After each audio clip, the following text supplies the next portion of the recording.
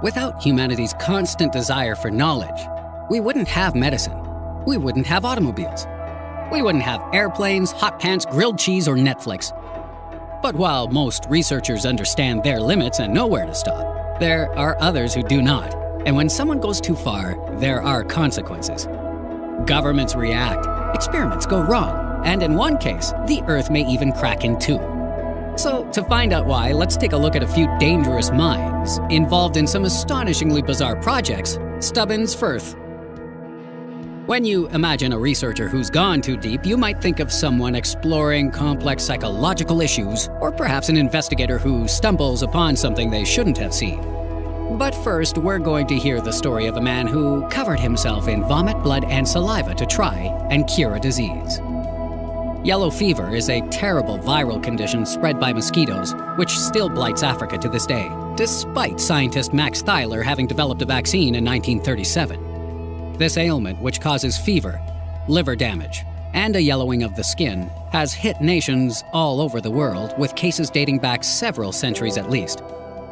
It has killed hundreds of millions of people over the course of history, and although it is still considered a deadly disease today, yellow fever's death toll has now been reduced to just 5,100 people a year.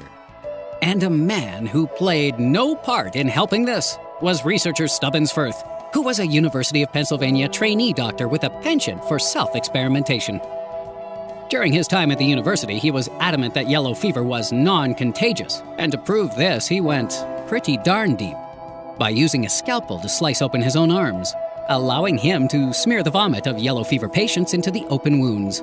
How delightful! Surprisingly, this experiment did not harm Firth, so he went all out and proceeded to pour infected vomit in his eyes, take a shot of it, heat it up, and breathe in its steam.